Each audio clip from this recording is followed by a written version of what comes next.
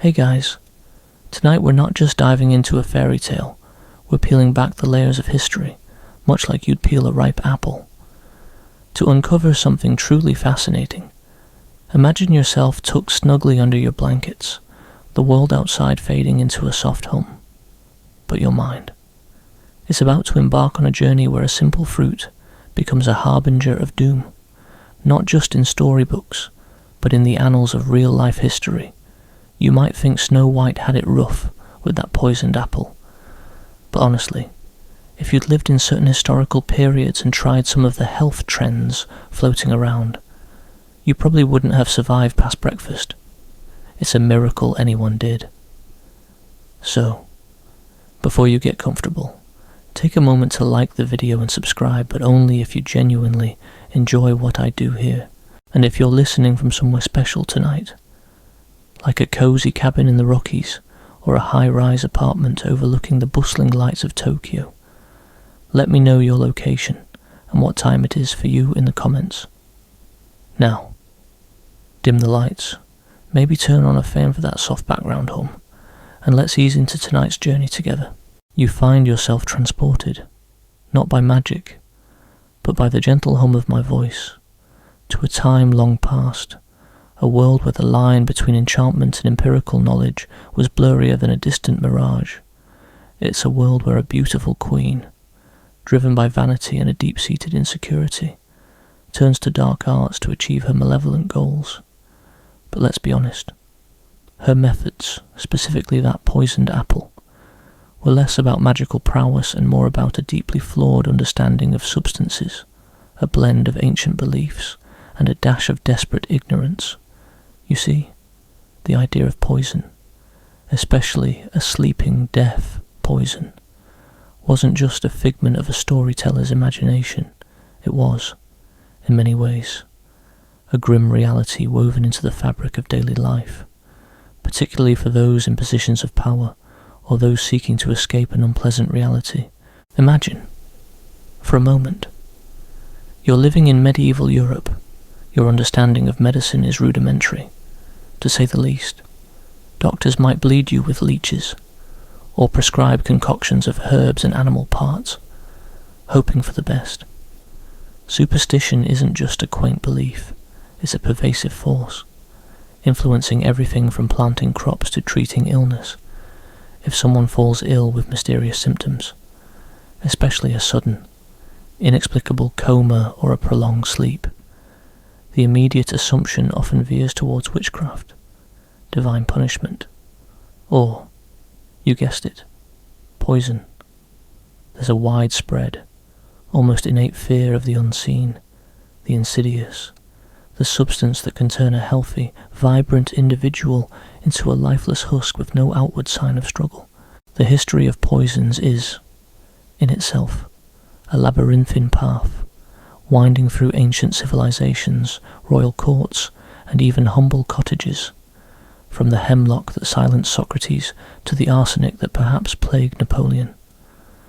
Toxins have always been a silent, potent player in human drama, but what made Snow White's apple so terrifying wasn't just its toxic nature, but the way it mimicked a natural, peaceful end, a deep sleep, this particular fear of being mistaken for dead, of being buried alive, permeated society for centuries, leading to bizarre practices like bells being attached to coffins or bodies being left for days to ensure no signs of life appeared. The poisoned apple, in essence, tapped into one of humanity's deepest, most primal anxieties, the fear of a death that isn't truly death, a suspension between worlds.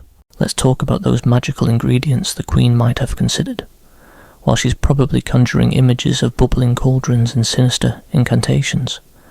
The historical reality is far more mundane, yet no less dangerous.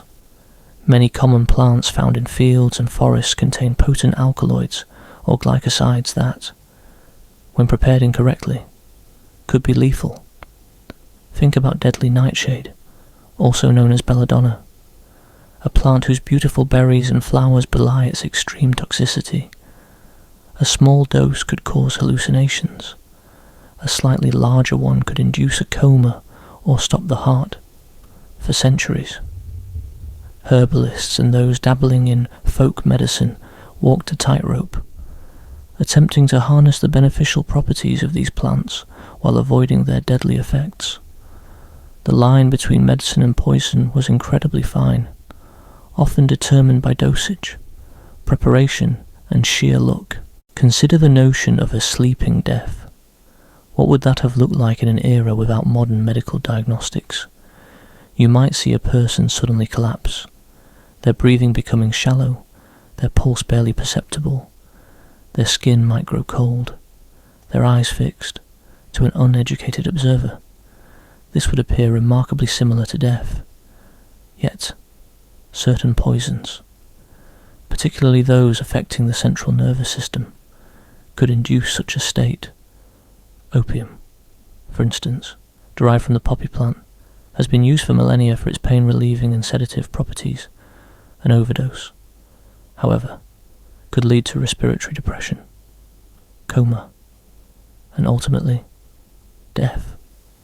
Was the Queen's apple laced with a strong opiate, or perhaps something even more insidious, something designed to create that perfect illusion of a peaceful passing? Historians still debate whether ancient societies truly understood the concept of a perfect poison that could mimic natural death, or if such instances were largely accidental, overdoses or misinterpretations of natural illnesses. There's compelling evidence to suggest a sophisticated, albeit often dangerous, knowledge of toxicology existed in places like ancient Rome and Egypt, where poisons were used for political assassination and even as a form of capital punishment. However, this knowledge was often held by a select few, shrouded in secrecy and mystique. For the average person, the sudden, unexplained death of a neighbour or a rival was far more likely to be attributed to a curse or a supernatural affliction than a precisely administered toxic dose. You're likely thinking about that iconic bite from the apple, perfectly red and alluring on one side, tainted on the other. This image isn't just aesthetically pleasing, it taps into a deep, almost archetypal fear of betrayal from something seemingly wholesome. Throughout history, food has been a common vehicle for poison, precisely because it disarms suspicion. Who would suspect a delicious meal, a refreshing drink, or a beautiful piece of fruit? This made poisoning a particularly insidious method, often favoured in courtly intrigues where direct confrontation was dangerous. The Borgias, for instance, are practically synonymous with elaborate poisoning schemes, though many of the stories about their specific methods are likely exaggerated or apocryphal. Still, the fear was real. Think about the psychological impact of such an act. The Queen didn't just want Snow White dead, she wanted her to suffer, to be betrayed by something innocent. This psychological torture, the idea of a beautiful fruit delivering a fatal blow, adds another layer of horror to the fairy tale. It preys on your trust, your basic human need for sustenance. And historically, this manipulation of trust was a key component in successful poisonings. You're invited to a feast, you share a drink with a friend, and then the symptoms begin. The trust is broken, often with devastating consequences. The notion of an enchanted sleep, or sleeping sickness, also has surprising parallels in history. Beyond deliberate poisoning, there were various illnesses that could induce prolonged states of unconsciousness, sometimes mistaken for death. Consider diseases like encephalitis lethargica, which swept the globe in the early 20th century, causing victims to fall into a catatonic state, often appearing to be living statues, while not a poison. The symptoms would have been baffling and terrifying to earlier generations, feeding into the narratives of magical sleep and otherworldly afflictions. It's easy to see how such natural phenomena could have informed the legends and folklore we now know as fairy tales. So, when you consider the Queen's apple, don't just see it as a magical prop, see it as a reflection of historical anxieties, the fear of unseen dangers, the limited understanding of the human body, the pervasive belief in curses and dark magic, and the very real threat of insidious substances lurking in the most unexpected places. The enchanting appearance of the apple, concealing its deadly intent, speaks volumes about how people in the past viewed the world, a place where beauty could hide evil, and where a peaceful sleep could, in an instant, transform into an eternal slumber. The story of Snow White's apple isn't just a tale of good versus evil, it's a chilling echo of historical realities, where life was often precarious, and knowledge was a fragile, hard-won commodity, and in this world, even the most innocent-looking fruit could be your last meal. You're still nestled in your bed, perhaps feeling a gentle shiver as we journey deeper into the past, where the very pantry, the place you store your comforts and sustenance, could become a chamber of quiet horrors. Forget the shiny, packaged goods of today. In the historical periods we're exploring, the line between nourishment and nemesis was frighteningly thin. The Queen, in her twisted pursuit of beauty and power, likely wouldn't have needed a complex alchemist's lab to concoct her deadly apple. The ingredients for slow, agonizing, or even sleeping poisons were often right there, lurking in the very dirt from which food sprung, or in the ancient methods of food preparation that we, with our modern knowledge, would consider utterly reckless. Imagine you're a peasant in a bustling medieval village. Your diet is simple grains, some root vegetables, perhaps a little cheese or dried meat if you're lucky, but even these seemingly innocuous staples held hidden dangers. Take ergot. For instance, this fungus grows on rye and other grains, especially in damp conditions. If consumed, it causes a terrifying condition known as St. Anthony's fire, or ergotism. You'd experience agonizing burning sensations in your limbs, hallucinations, convulsions, and eventually gangrene that could lead to the loss of your extremities. Some historical accounts of widespread dancing manias or mass hysteria are now believed to have been outbreaks of ergot poisoning.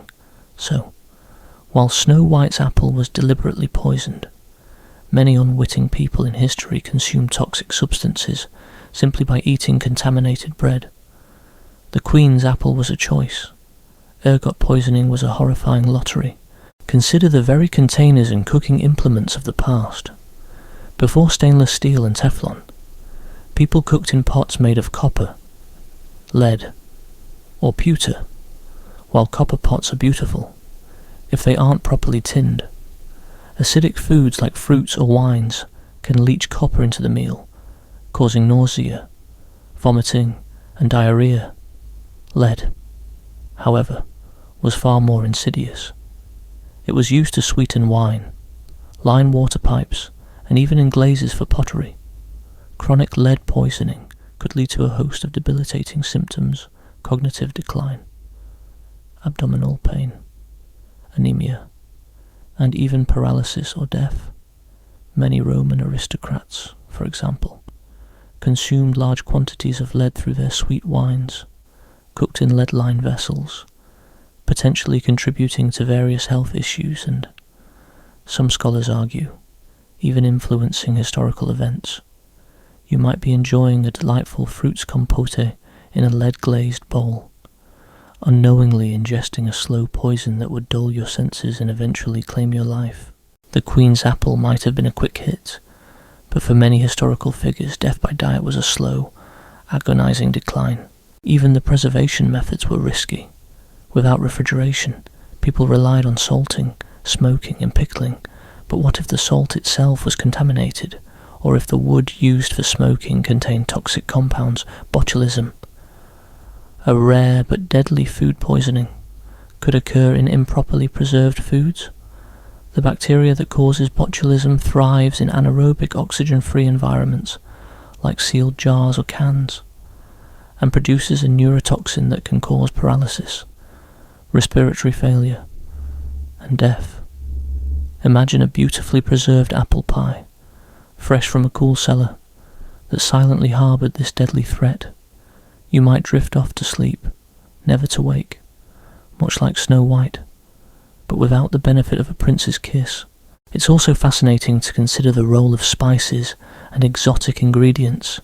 In many ancient and medieval cultures, powerful spices were used not just for flavour, but for medicinal purposes, and sometimes for nefarious ends.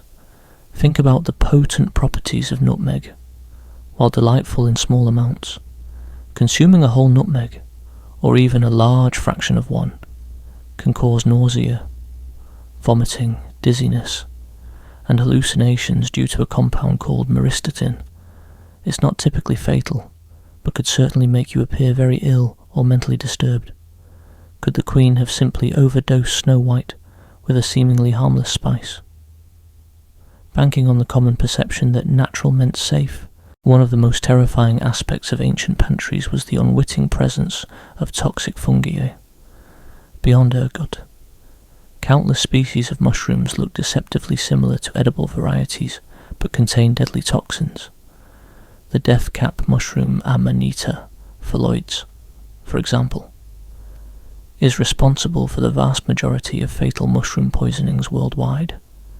It contains amatoxins, which severely damage the liver and kidneys, often with a delayed onset of symptoms, leading to a false sense of security before the full, irreversible damage begins. A beautiful, inviting mushroom could easily be mistaken for an edible one, especially by someone foraging for food. Imagine gathering wild apples and, unknowingly, picking a cluster of deadly fungi growing near the tree, which then found their way into a special pie or stew. The Queen might have simply needed to know her local flora, rather than intricate magic spells. The lack of proper sanitation and hygiene also contributed to the dangers in the historical diets. Contaminated water sources, unsanitary food handling practices, and the general presence of pests meant that bacterial infections like Salmonella or E. coli were rampant, leading to severe gastrointestinal distress, dehydration, and often death. While these aren't poisons in the classic sense, their effects could be just as devastating and equally puzzling to those without a germ theory understanding. You could be enjoying what seems like a perfectly wholesome meal, only to succumb to an invisible enemy hours later. Botanical knowledge, or the lack thereof, was another significant hazard. Many plants have lookalikes that are either harmless or highly toxic. The wild carrot, for example, looks remarkably similar to hemlock water dropwort, a highly poisonous plant that causes convulsions and respiratory failure. Even common kitchen garden plants, if the wrong part is consumed or if they're prepared incorrectly, can be toxic. The leaves of rhubarb, for instance, contain oxalic acid and are poisonous, while the stalks are edible. A historical cook, eager to please a queen or perhaps simply misinformed, might accidentally include a toxic part of a plant in a dish, leading to a tragic unintentional poisoning. The phrase "ignorance is bliss" certainly didn't apply to the historical pantry. The simple act of eating was a daily gamble. People relied on traditional knowledge, passed down through generations, often without understanding the scientific reasons behind why certain foods were safe and others were not. This made them vulnerable to both accidental poisoning and deliberate acts of malice. The Queen's apple, therefore, isn't just a fairy tale device. It's a chilling metaphor for the countless hidden dangers that lurked in the food supply of the past. Historians still debate whether specific historical figures truly died from deliberate poisoning or from the cumulative effects of lead exposure, contaminated food, or misidentified plants. The diagnostic tools simply didn't exist to differentiate. This ambiguity only added to the fear and suspicion that permeated society. If a powerful lord suddenly fell ill, was it divine wrath, a curse, or was it simply the lead in his wine, the mould on his grain, or a mushroom mistaken for a delicacy? The questions lingered, unsolved, contributing to the mystique and terror surrounding sleeping deaths and sudden ailments. So, as you drift off, Remember that in a world without modern food safety, even a humble meal could hold a deadly secret. You're still wrapped in the cozy embrace of your blankets, but our journey now takes us to the very heart of the tale, the apple itself. This isn't just any fruit, it's a symbol, a temptation, and in Snow White's case, a vessel for a deadly plot. But beyond the story, the history of apples is surprisingly complex, intertwined with ancient beliefs, unexpected botanical origins, and a curious, sometimes chilling, connection to the very idea of toxicity. It makes you wonder if the Brothers Grimm knew more about historical horticulture than we give them credit for. Imagine, if you will, an ancient orchard, not the neatly cultivated rows you see today, but a sprawling wild tangle of trees. The apples growing there would have been far different from the crisp, sweet varieties we enjoy. Ancient apples were often smaller, more tart, and sometimes surprisingly bitter. This bitterness isn't just about taste, it can be a warning sign. The seeds of apples, as you might know, contain amygdalin, a compound that, when metabolized in the body, can release cyanide, while you'd need to consume a massive amount of apple seeds, chewed thoroughly, to experience cyanide poisoning. The very presence of this potential toxin in a common fruit adds a layer of historical realism to the Queen's choice. It taps into a primal fear that beauty can conceal danger.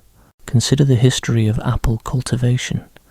Apples originated in Central Asia, migrating along the Silk Road to Europe and beyond for millennia. They weren't just food, they were medicine, a source of cider, and even a symbol of fertility and knowledge. But this long history also meant centuries of trial and error in identifying safe and unsafe practices. Wild apples were often much more astringent or bitter, and some varieties might have contained higher concentrations of potentially harmful compounds, or more easily absorbed toxins from the soil, compared to their domesticated descendants. The Queen, perhaps, sought out an ancient, wild variety, thinking its natural state made it more potent, or simply easier to find in a world before widespread nurseries. The notion of a poisoned apple also ties into a broader historical understanding of sympathetic magic, the belief that like affects like. An apple, often associated with health, life, and love. Think of giving an apple to a teacher as a sign of appreciation, could, in this twisted logic, become the perfect vehicle for death and betrayal. It's the ultimate subversion of expectations. You bite into what you believe is wholesome goodness, and instead, you embrace a fatal sleep. This psychological element would have been particularly potent in societies where magic and superstition were deeply ingrained. Now, let's explore the type of poison the Queen might have used, keeping in mind the historical context, as we discussed. Cyanide is a possibility, though the apple itself wouldn't be enough. She'd need a more potent, concentrated form. But what about arsenic? This colourless, odourless, and tasteless poison was a favourite of assassins throughout history, precisely because it was so difficult to detect. It could be mixed into food or drink, and its symptoms, vomiting, abdominal pain, diarrhoea, and eventually multi-organ failure, could often be mistaken for common illnesses like cholera or dysentery. A slower, lower dose of arsenic could even mimic chronic health issues, making the poisoning even harder to pinpoint. Imagine the Queen meticulously dissolving a small, deadly amount of arsenic into a liquid, then carefully injecting it into the apple or coating it. The subtle sheen on the apple might just be the invisible residue of a silent killer. Another contender for the Queen's poison could be strychnine, derived from the Strychnos nux vomica tree. Strychnine causes muscle spasms, convulsions, and eventually respiratory arrest. While its effects are quite dramatic, and certainly not a sleeping death, a very small, precise dose might induce a state of paralysis that could be mistaken for a profound, death-like sleep. especially to someone with limited medical knowledge. However, its bitter taste would make it difficult to administer covertly in an apple without detection. This is where the narrative ingenuity comes in, the poisoned half of the apple. Perhaps the side the Queen cleverly marked could have been designed to deliver a lethal dose while the other side remained edible, allowing her to take a safe bite. Foxglove digitalis purpurea, a beautiful plant with bell-shaped flowers, also contains potent cardiac glycosides that affect the heart. While historically used in medicine, is the source of digoxin, a heart medication. An overdose can cause nausea, vomiting, blurred vision, irregular heartbeat, and ultimately, heart failure. A careful, precise dose could theoretically induce a coma or a slow, fading heartbeat that could easily be mistaken for death. The plant grows wild in many parts of Europe, making it readily accessible to anyone with a bit of botanical knowledge, or perhaps a witch's grim intuition. Historians still debate the true prevalence of poisoning in ancient and medieval societies. Was it as common as the dramatic tales suggest? Or were many sudden deaths simply attributed to poisoning out of fear and suspicion? There's no consensus, but what is clear is that the fear of poisoning was widespread. This fear shaped social interactions, leading to elaborate rituals of food testing and distrust among rivals. The poisoned apple, therefore, isn't just a convenient plot device. It resonates with a historical reality where death by stealth was a very real and often terrifying possibility. Consider the role of witchcraft in this historical context. The Queen, a sorceress, doesn't just use poison, she infuses it with dark magic. In the past, many substances were believed to have magical properties, and their effects were often attributed to supernatural forces rather than chemical reactions. If someone consumed a strong sedative or a mild toxin and fell into a deep sleep, it might have been seen as the result of a spell or a curse, rather than a physical ailment. The lack of scientific understanding blurred the lines between the mundane and the mystical. The Queen's magic might have simply been an advanced, albeit destructive, understanding of natural compounds, masked by the language of sorcery to enhance her power and fear factor. And then there's the specific detail of the apple's appearance, one side red and tempting, the other perhaps discoloured or seemingly untouched. This wasn't just visual flair, it could have been a practical method of delivery. The Queen, with her cunning, could have crafted an apple where the poison was concentrated in a small, easily bitten portion, or where the poison caused a subtle discoloration that only she, with her dark knowledge, would understand. This allowed her to seemingly take a bite, further deceiving Snow White. Such precise, localized poisoning would have required a keen understanding of both the poison and the fruit structure, elevating the act from simple malice to a macabre art. You might recall the common phrase, "An apple a day keeps the doctor away." This adage speaks to the apple's long-standing reputation as a healthy, wholesome food. The Queen's act is a deliberate perversion of this natural goodness. She takes something universally recognized as beneficial and transforms it into an instrument of death. This subversion would have been particularly shocking to historical audiences, reinforcing the idea that danger could lurk in the most unexpected and seemingly innocent places. So, as you drift deeper into slumber, consider the humble apple. For Snow White, it was a kiss of death. For many in history, it could have been a genuine risk, whether through contaminated grains, lead-laced containers, or simply the unwitting consumption of a wild plant's toxic relative. The Queen's apple wasn't just a fairy tale prop. It was a potent reminder of a time when the natural world held both sustenance and peril, and when knowledge, or lack thereof, could be a matter of life and death. You're still drifting comfortably, the gentle rhythm of my voice pulling you deeper into the quiet hum of history. Tonight, We turn from the poisoned fruit to the very mirror that drove the queen's obsession, her relentless pursuit of beauty, and the often terrifying, truly awful lengths people went to in order to achieve it in times long past.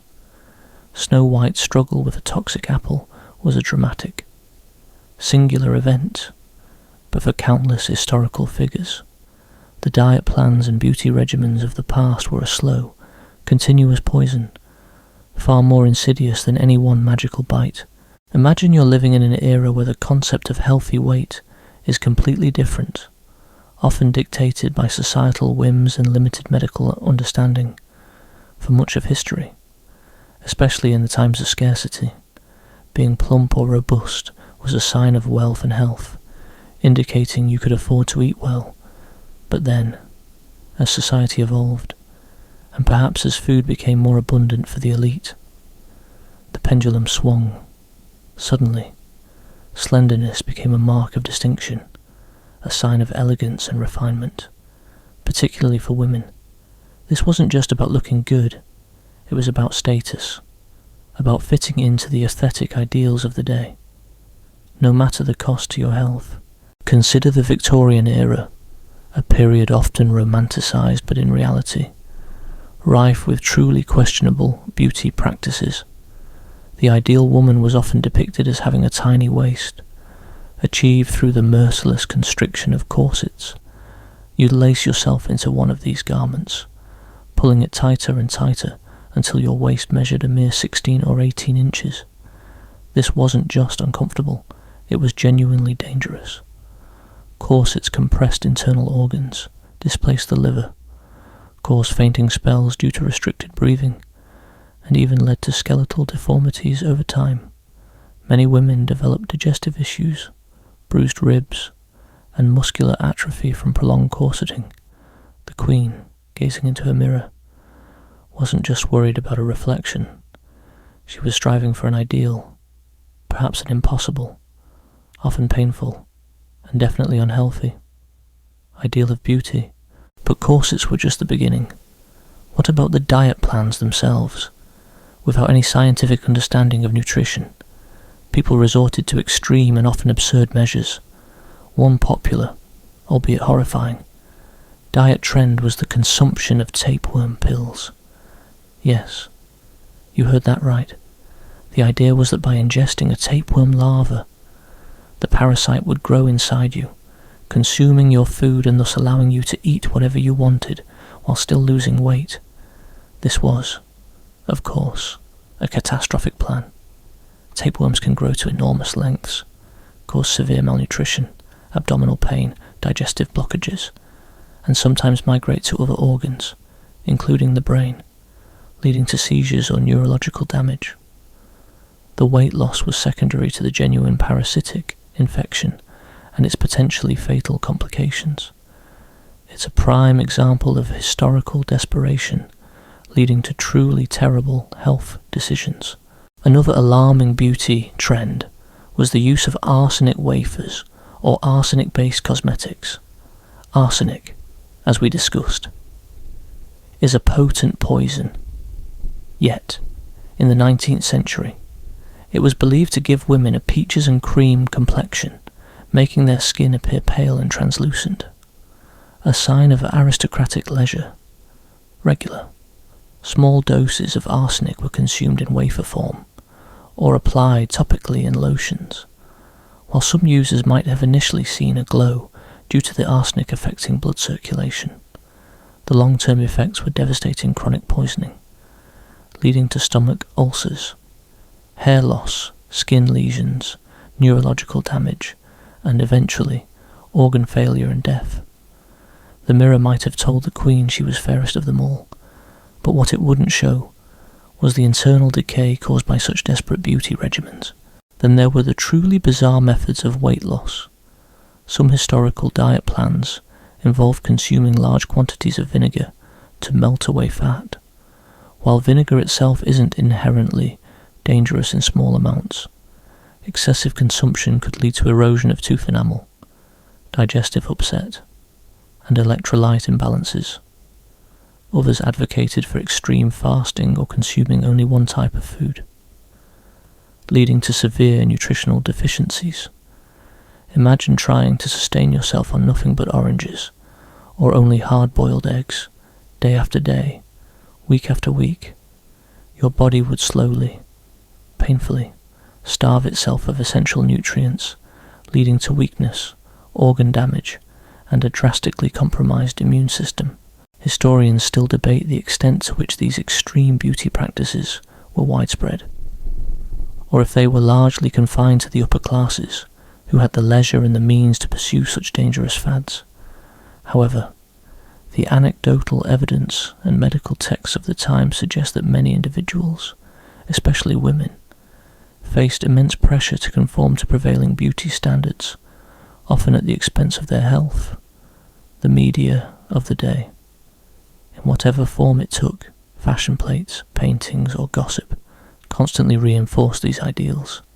Much like today's social media, the Queen's apple was a quick, decisive act, but the historical diet plans and beauty regimens were a slow, agonizing descent. You might spend years, decades even, slowly eroding your health in pursuit of an elusive ideal. The mirror, in this context, becomes a silent accomplice, reflecting back a distorted image, encouraging self-harm under the guise of self-improvement.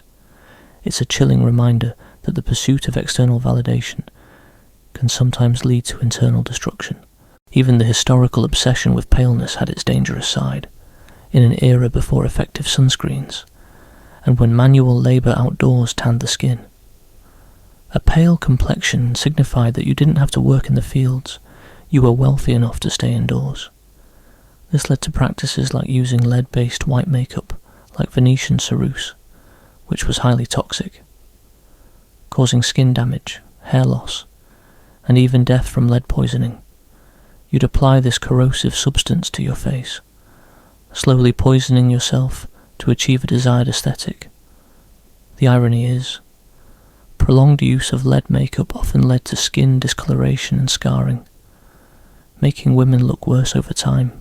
Think about the psychological toll this must have taken. The constant scrutiny, the pressure to conform, the physical pain and discomfort of corsets, the hidden anxieties of ingesting potentially harmful substances.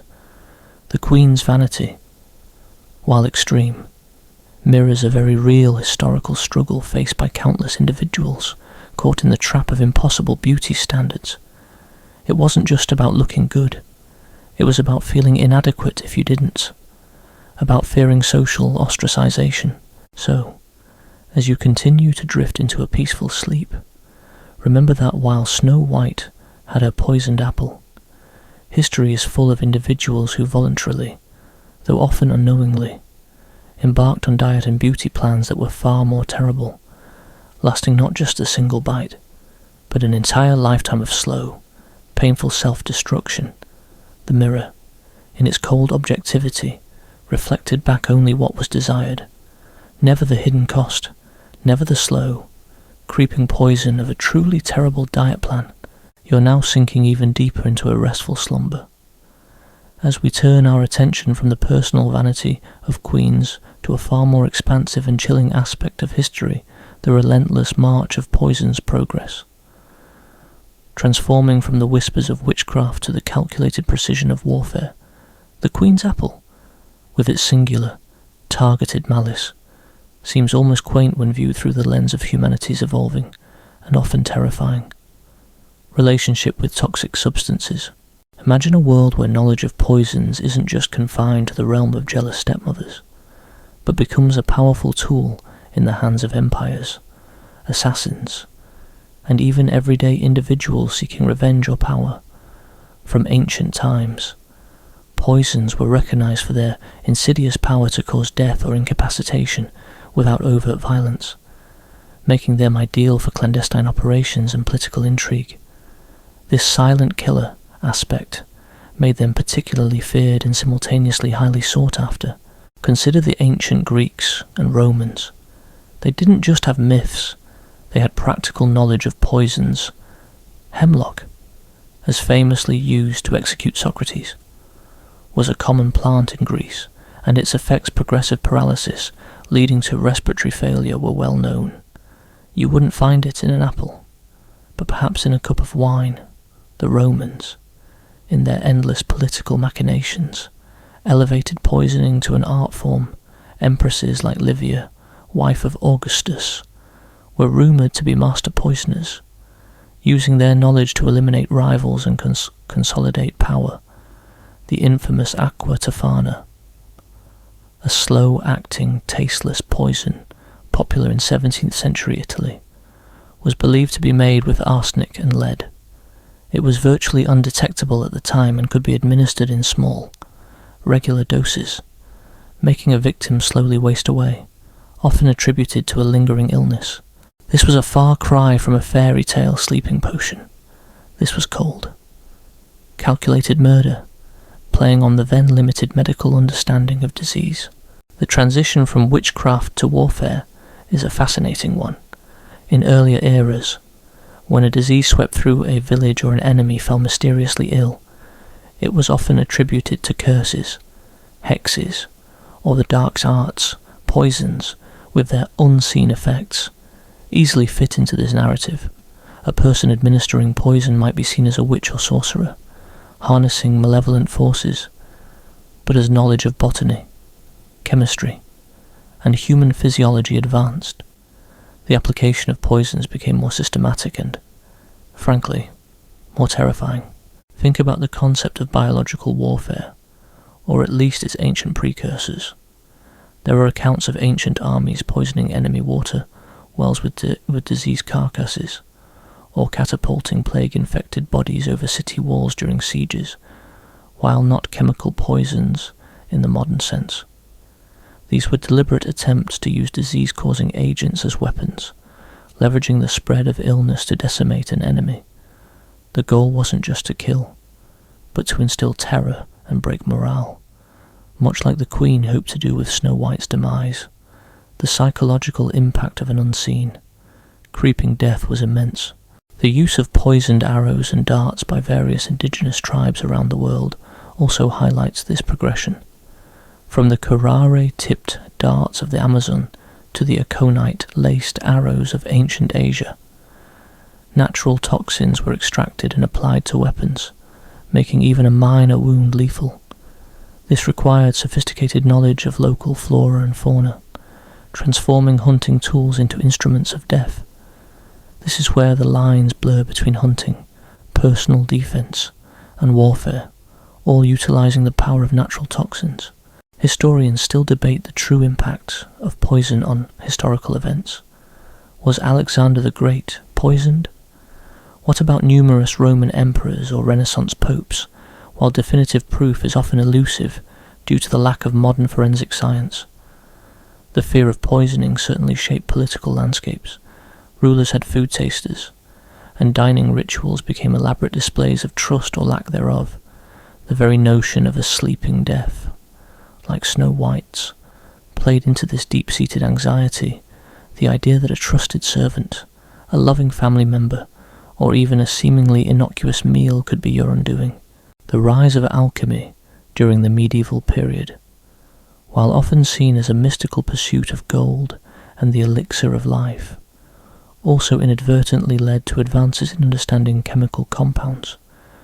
Alchemists, through their experiments with various elements and reactions, stumbled upon new ways to isolate and create more potent poisons.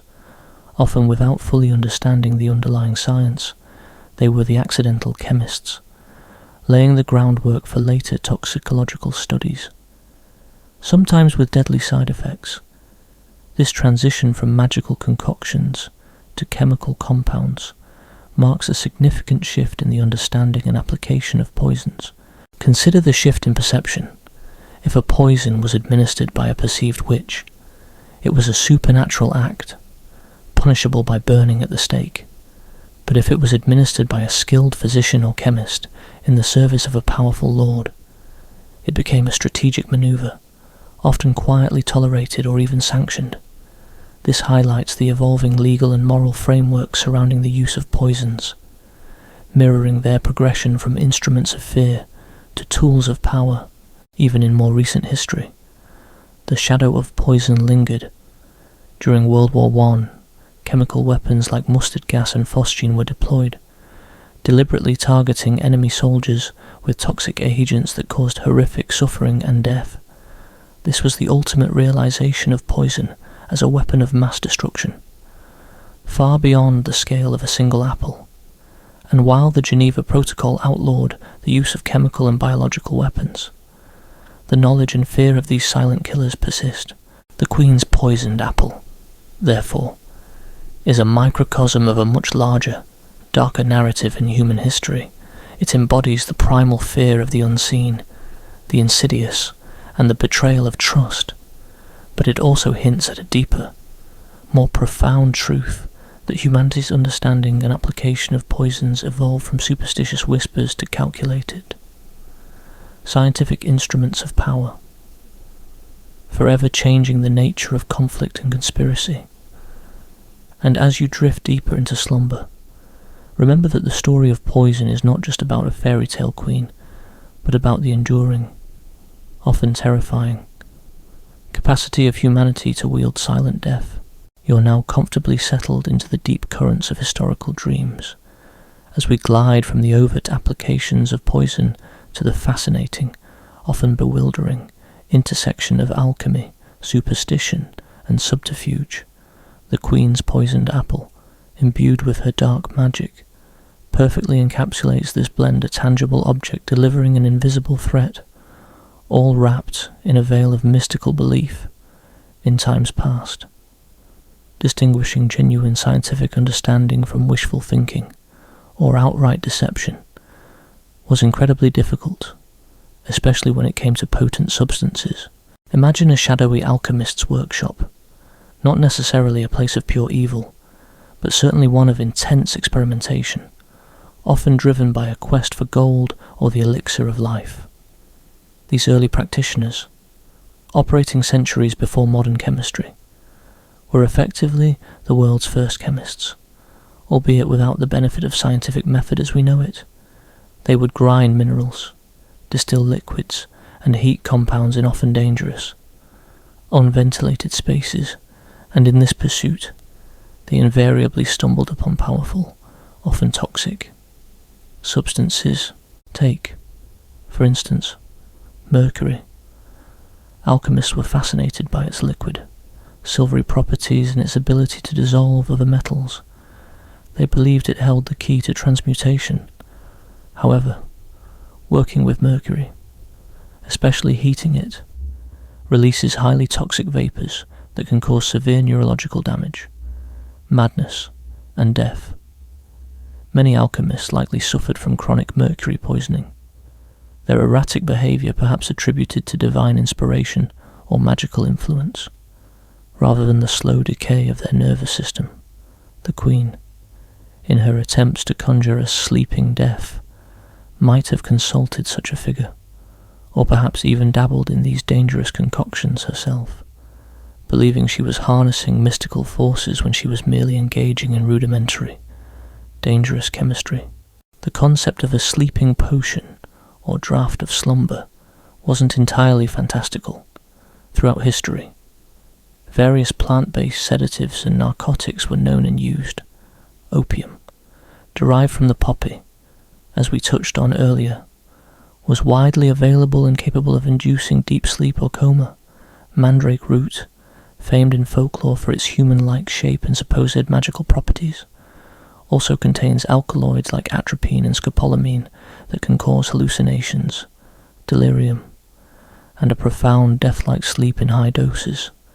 The line between a medicinal sedative, a recreational narcotic, and a deadly poison was often determined solely by the dosage and the individual's physiological response. The Queen's magic might have been nothing more than an expertly, or perhaps accidentally prepared overdose of a known plant-based drug, its effects then attributed to supernatural intervention. Historians still debate the true level of chemical knowledge possessed by ancient and medieval practitioners. While they couldn't explain chemical reactions at a molecular level, they certainly understood cause and effect that certain substances, when ingested, led to specific, often unpleasant, outcomes. This practical knowledge was often guarded as a secret, passed down through guilds of apothecaries, physicians, or even clandestine groups. This secrecy further blurred the line between science and superstition, making it difficult for outsiders to discern genuine remedies from dangerous quackery. The element of subterfuge in the Queen's act is crucial. She doesn't openly attack Snow White. She offers a gift, a symbol of health. This deceptive tactic was a hallmark of poisoning throughout history. The most effective poisons were those that could be administered without suspicion. Think of thallium, a heavy metal that was used as a rat poison in the 20th century, but also gained notoriety as a poisoner's poison because its symptoms hair loss, neurological issues. Gastrointestinal distress could mimic various illnesses, making diagnosis difficult. While thallium wasn't known in the Queen's time, the concept of a poison that hides its true nature was certainly prevalent. Consider the role of superstition in understanding these events. If someone suddenly fell into a deep, unresponsive sleep without any visible injuries, what would people in a pre-scientific age conclude? They might believe the person was cursed, under a spell, or had offended a deity. This lack of rational explanation created a fertile ground for magical thinking. The Queen, understanding this, likely leveraged the prevalent superstitions to make her act seem more like a supernatural curse than a simple act of poisoning. It added to her terrifying mystique, solidifying her image as a powerful sorceress rather than just a skilled toxicologist. Even the simple act of food preparation could be fraught with this blend of science and superstition. Some ancient recipes called for ingredients that, unbeknownst to the cooks, contained trace amounts of heavy metals or other toxins.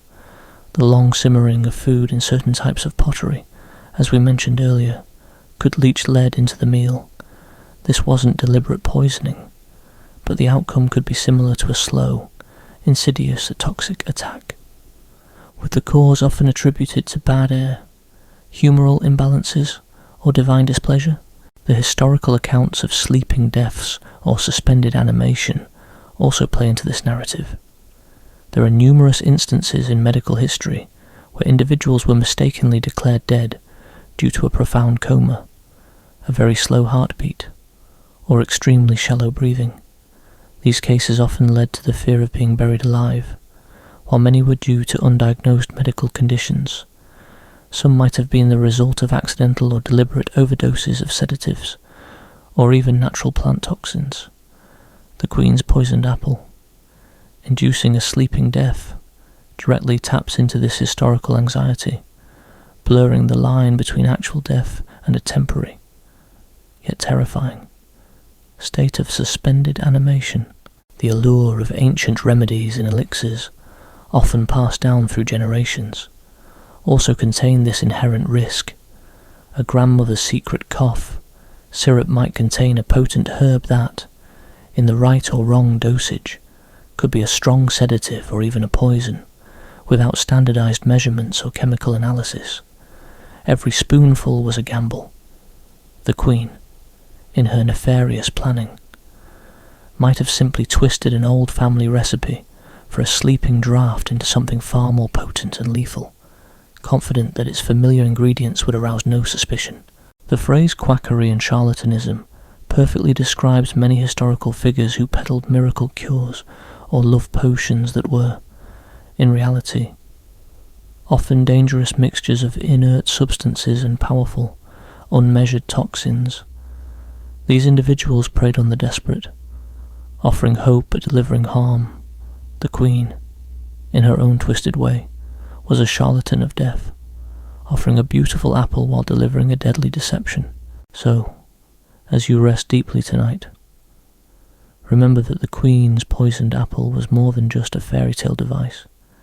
It was a potent reflection of historical reality, where the boundaries between scientific understanding and superstitious belief were fluid, where hidden dangers lurked in the most beautiful of guises, and where the silent art of subterfuge could turn a sweet dream into an eternal nightmare.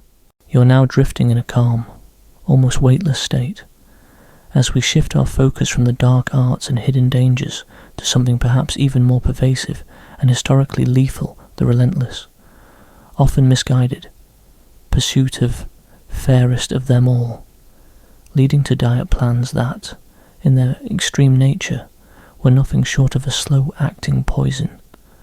Snow White's single, dramatic bite was quick, but for countless individuals throughout history, the lack of nutritional knowledge and the societal pressure to conform to ever-changing beauty standards created a far more enduring, debilitating, and often deadly struggle. Imagine a world where the science of nutrition simply doesn't exist. There are no vitamins, no macronutrients, no understanding of caloric intake, or the essential building blocks your body needs to thrive. Instead, diet is often dictated by tradition, availability, or the fleeting whims of fashion. You might be told that consuming only certain pure foods will purify your blood, or that drastic fasting will cleanse your system and bring you closer to a desired aesthetic. These ideas, while well-intentioned in some cases, often led to profound and dangerous nutritional deficiencies. Consider the historical obsession with a pale complexion. As we touched upon earlier, a pale skin tone was a sign of wealth and leisure, indicating you weren't toiling outdoors. To achieve this, beyond toxic lead makeup, women often resorted to restrictive diets designed to keep them delicate and unblemished. This could involve avoiding foods believed to heat the blood or make one robust, effectively cutting out essential sources of iron, protein, and other vital nutrients. The result, anemia, characterized by fatigue, weakness, shortness of breath, and a ghostly pallor. This wasn't a sudden, dramatic collapse like Snow White's, but a slow, continuous decline, making one perpetually tired, frail, and susceptible to illness. The irony is, the very paleness sought after was often a symptom of ill health. Another dangerous historical diet trend was the promotion of slimming teas, or medicinal elixirs, promising miraculous weight loss. These concoctions often contain powerful laxatives or diuretics, leading to rapid, but unsustainable, weight loss primarily through dehydration and fluid loss, not actual fat reduction. Prolonged use could lead to severe electrolyte imbalances, kidney damage, and chronic digestive issues. Some even contain dangerous stimulants or unknown herbs that could cause heart palpitations, anxiety, and other adverse effects. You drink these teas, feeling an initial flush of progress, while unknowingly stripping your body of essential fluids and minerals, pushing yourself closer to collapse. Historians still debate the true prevalence of eating disorders in historical contexts, while the diagnostic categories we use today didn't exist. The pressures and the physical symptoms described in historical accounts certainly suggest that people engaged in extreme dietary behaviours, often driven by societal ideals. Were some cases of consumption, tuberculosis, or decline actually severe malnutrition brought on by extreme dieting? Is difficult to say with certainty, but the possibility remains, painting a grim picture of self-inflicted harm in the pursuit of an ideal. Think about the widespread reliance on simple, often monotonous, diets among the lower classes due to necessity, not choice. While they might not have been striving for beauty, their diets were often deficient due to lack of variety and access to nutritious foods. Pellagra, for example, a disease caused by Niacin vitamin B3 deficiency, was rampant in populations that relied heavily on corn as a staple, especially if the corn wasn't prepared in a way that released its Niacin-like nixtamalization. Symptoms included dermatitis, diarrhea, dementia, and eventually, death. This was not a choice, but a grim reality for millions, highlighting the devastating impact of chronic nutritional imbalances. The wealthy, on the other hand, had their own peculiar dietary traps, while they had access to a wider variety of foods. Their diets were often excessively rich in fats, sugars, and refined carbohydrates, leading to other health issues like gout, diabetes, and heart disease. Their diet plans might involve elaborate fasts or cleanses, often followed by periods of overindulgence, creating a roller coaster for their metabolic systems. It was a different kind of dietary poison, one born of excess rather than scarcity. The Queen, looking into her mirror, was likely striving for an ideal of thinness that, in her era, was both difficult and dangerous to achieve without understanding nutrition. Her apple was a shortcut to a final end. But for many, the diet itself was the slow-motion tragedy. Imagine trying to stay slender in an age where sugar was seen as a luxury, and meat was a sign of status. The methods people employed were often crude, ineffective, and highly detrimental to long-term health. The rise of fads in diet and health throughout history is a testament to humanity's perpetual search for quick fixes, from claims of eating specific colours of food to only consuming raw ingredients. These fads often ignored basic physiology and led to nutrient imbalances. While today we have scientific research to debunk such claims, in the past, a charismatic proponent or a popular book could easily sway public opinion, leading masses down a path of dietary deprivation, or, worse, toxicity. The story of Snow White's apple, therefore, extends beyond a single act of magical poisoning. It serves as a powerful metaphor for the dangers inherent in a world devoid of accurate nutritional understanding, where external pressures dictated internal health. The pursuit of fairest of them all often led to a slow, internal decay, far less dramatic than a poisoned apple, but no less deadly, as you sink into your dreams. Consider how fortunate you are to live in an age where basic nutritional knowledge is, for the most part, accessible, preventing many of the tragic dietary deaths of the past. You're now floating in the tranquil expanse of your dreams, as we approach a truly chilling historical reality that gives the Queen's sleeping death its most unsettling resonance, the real-life rhythms of rest and revival, and the terrifying difficulty of distinguishing true death from a profound, death-like state. Snow White's coma, induced by a seemingly magical apple, echoes centuries of human anxiety about being mistaken for dead, and even worse, being buried alive. Imagine yourself in a historical period without stethoscopes, EKGs, or any of the precise medical tools we take for granted. How would you determine if someone was truly deceased? The methods were often crude and unreliable. Doctors might hold a feather to the person's nose to check for breath, or a mirror to their mouth to look for condensation. They might prick the skin, or listen for a heartbeat by pressing an ear to the chest. But in cases of profound coma, extreme hypothermia, or certain types of poisoning, breathing and heart rate could become incredibly shallow and slow, making detection almost impossible. This ambiguity fueled a deep-seated, pervasive fear throughout history, the fear of premature burial. Consider the case of catalepsy, a medical condition characterized by a trance-like state with loss of voluntary motion and extreme muscular rigidity. A person in a cataleptic state might appear lifeless, their eyes fixed, their breathing barely perceptible, their skin cold. Such episodes, often triggered by neurological conditions, severe shock, or certain medications, would have been utterly baffling and terrifying in the past to a distraught family member or an uneducated physician.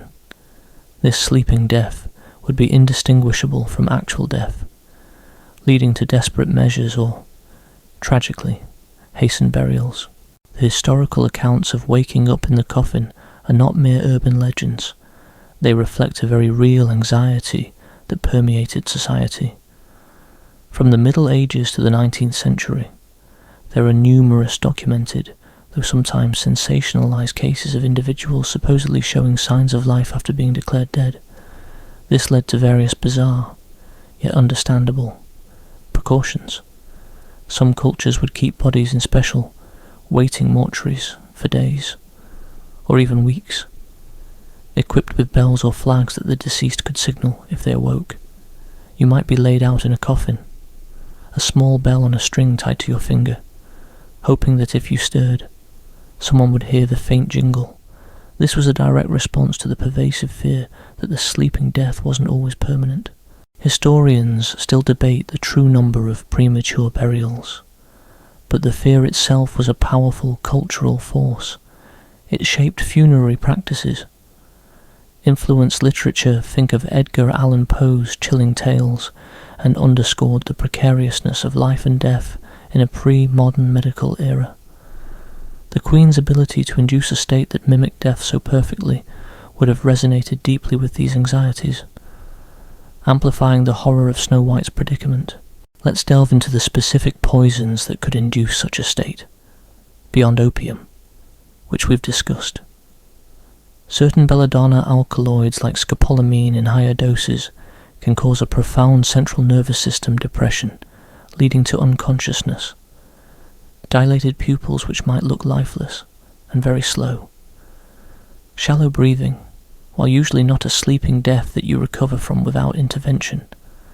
The initial state could easily be mistaken for death. The use of such compounds, often found in plants readily available in medieval European landscapes, points to the possibility that the sleeping death wasn't always a supernatural curse, but a tragic overdose or poisoning by natural means. Consider the phenomenon of apparent death in cases of severe trauma or environmental exposure. A person pulled from icy water or suffering from extreme blood loss might appear lifeless, with no pulse or breath detectable by rudimentary means. Yet, with modern resuscitation techniques, some can be revived. In the past, these individuals would simply have been declared dead and buried.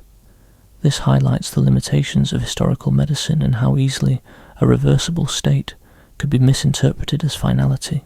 The story of the prince's kiss awakening Snow White, while magical, also taps into this idea of revival from a death-like state.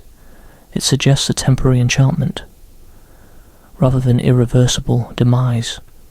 Historically, there were certainly cases of people spontaneously recovering from comas or catatonic states, leading to awe and wonder, often attributed to divine intervention or, indeed, true love's power. It offered a glimmer of hope against the crushing fear of being trapped between worlds. Unfascinating, albeit morbid. Historical detail is the practice of safety coffins. These elaborate contraptions were designed with various mechanisms, bells, flags, breathing tubes to allow a mistakenly buried person to signal for help. Some even included escape hatches or small amounts of food and water.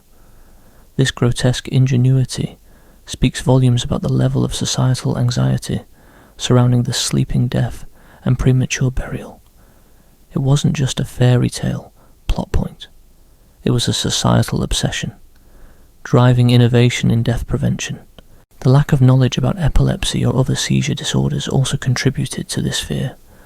A person suffering a severe epileptic seizure might lose consciousness, convulse, and then enter a deep, unresponsive sleep, sometimes with shallow breathing.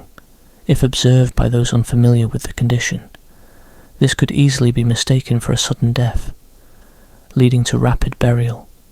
The very unpredictability of such conditions, combined with limited medical understanding, amplified the terror of an ambiguous demise. So, as you rest deeply tonight, let the thought of Snow White's sleeping death remind you of a bygone era, where the line between life and oblivion was far less defined, and where the most profound sleep could, in a terrifying instant, be mistaken for the final farewell. The fear of being buried alive wasn't just a grim fantasy, it was a chilling reality that shaped human behaviour and funerary practices for centuries. You're now incredibly relaxed, drifting deeper into the quietude.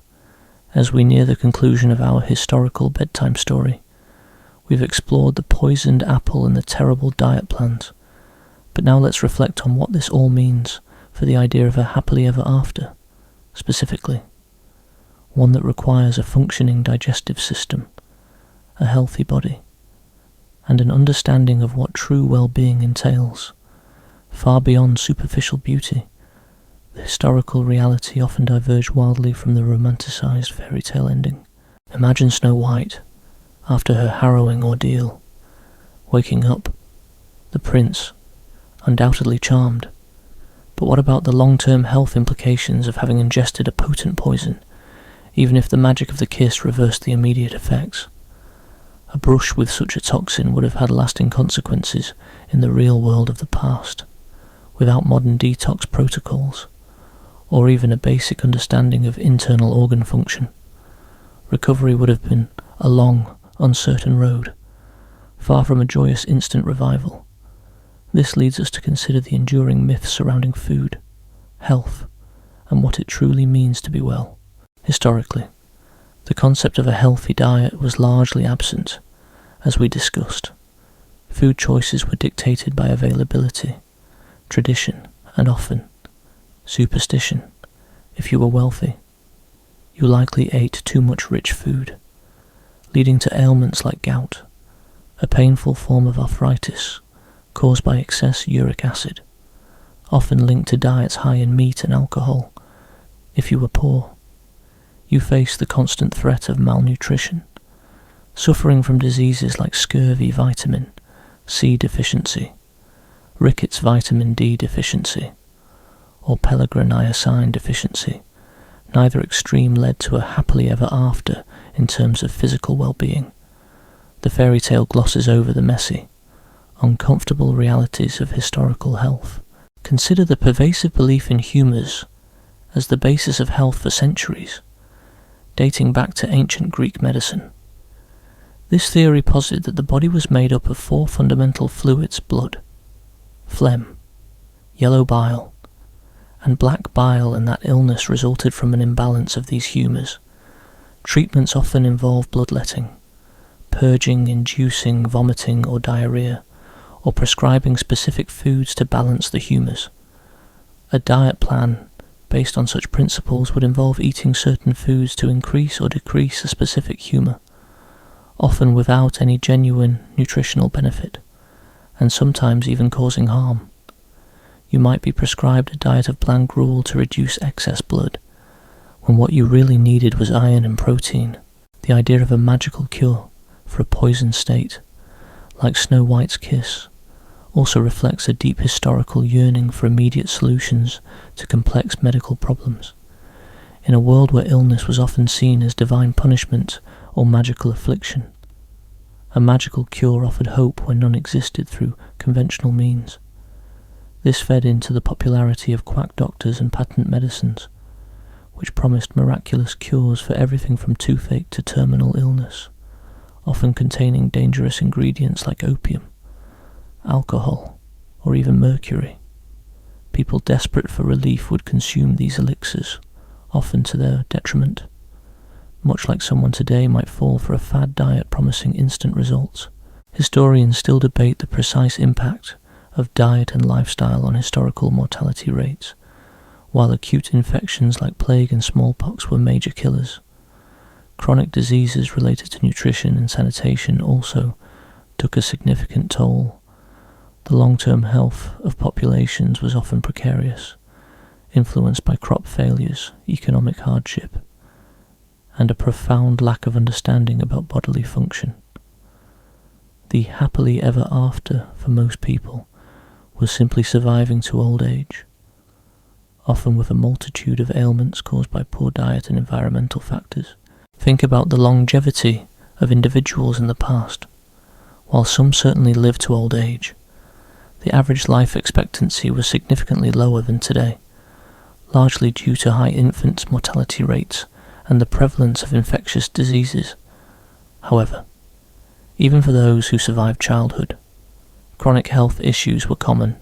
Their diets, often lacking in fresh fruits, vegetables, and a balanced array of nutrients, contributed to a weakened immune system.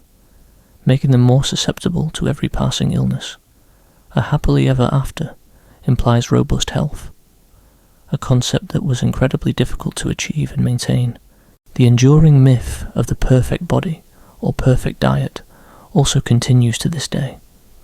While we no longer consume tapeworms or arsenic wafers, modern society is still plagued by diet fads, detox trends, and an unhealthy obsession with external appearance, often at the expense of genuine health, the Queen's vanity, leading to her terrible diet plan for Snow White, is a cautionary tale that transcends time. It reminds us that appearances can be deceiving, and that true well-being comes from within, not from a reflection in a mirror or a magical fruit. Even the historical practices surrounding childbirth and infant nutrition were fraught with peril. Without understanding hygiene or balanced nutrition for mothers and infants, many suffered from complications that would be easily preventable today. A happily ever after in the sense of a healthy, thriving family was often a distant dream, made difficult by a myriad of unseen dangers in daily life. So, as you sink into the deepest part of your sleep, let the idea of Snow White's ultimate fate extend beyond a simple happy ending. Reflect on the historical struggles with health, diet, and the pervasive myths that shaped human understanding of the body. The happily ever after of robust health, a healthy digestive system, and a balanced diet was a luxury that most people throughout history could only dream of. The Queen's apple, and the terrible diet plans of the past, serve as stark reminders that beauty, when pursued without wisdom, can lead to a truly bitter end. You are now in the gentle embrace of a profound, restorative sleep. As we reach the final chapter of our journey through the curious and often chilling history behind Snow White's apple and the terrible diets of the past, tonight, we'll take that final bite, not of a poisoned fruit, but of the lingering thoughts and insights from our exploration, bringing together the themes of health, history, and the timeless power of cautionary tales. Imagine, one last time, the Queen gazing into her mirror, consumed by vanity. Her actions, born of envy and a desperate desire for control, seem almost fantastical. Yet, as we've seen, the tools she might have used, subtle poisons, extreme diet fads, the manipulation of perceptions, were all rooted in very real historical practices and anxieties.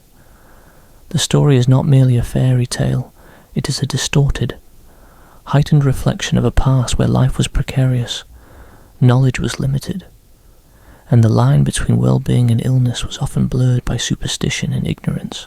The poisoned apple serves as a potent, enduring symbol.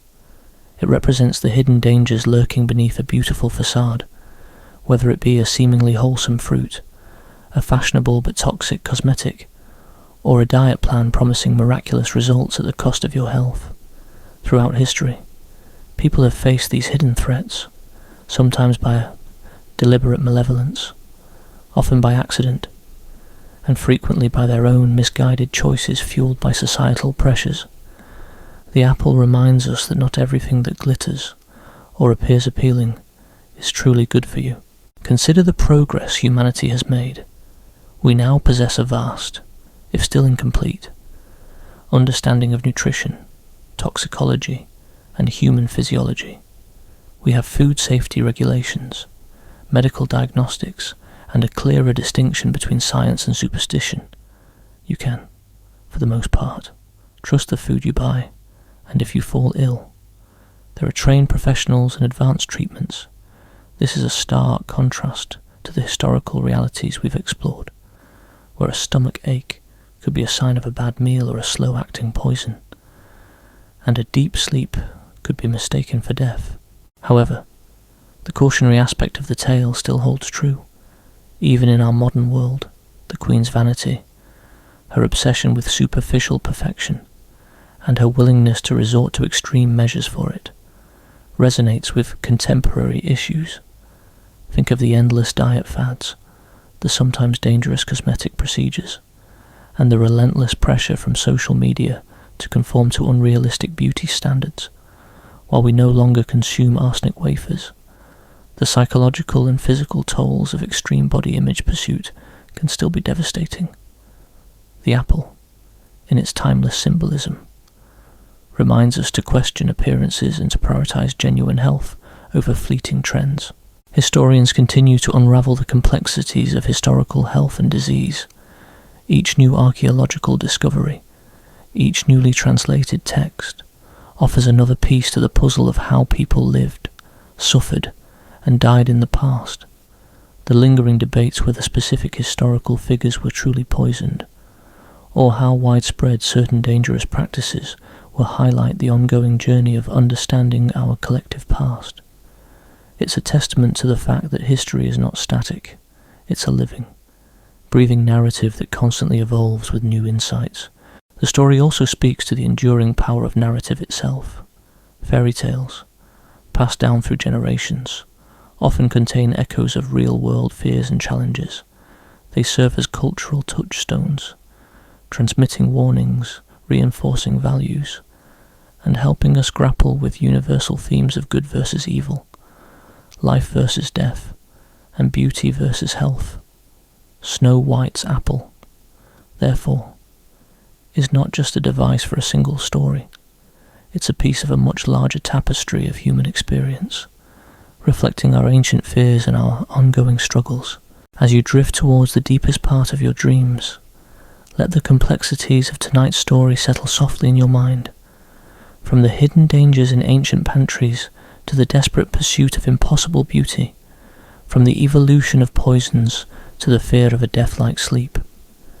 Every element of Snow White's tale has a historical counterpart, and in understanding these historical echoes, we gain a deeper appreciation for the world we live in today, a world where, hopefully, a beautifully red apple is just that, a delicious, healthy piece of fruit. The sun begins to peek softly over the distant horizon, casting gentle hues through your window. The world outside is stirring, but for you, the night still holds its quiet embrace. Let the final echoes of our story fade, dissolving into the peaceful quiet that now surrounds you. There are no more worries about enchanted apples or dangerous diets, only the comforting knowledge that you are safe. Tucked away in your sanctuary of sleep, feel the last remnants of thought gently recede, like soft ripples on a calm pond, leaving nothing but tranquility. Your breathing is slow, even, a quiet rhythm accompanying you into the deepest, most serene slumber. Good night, and have sweet dreams.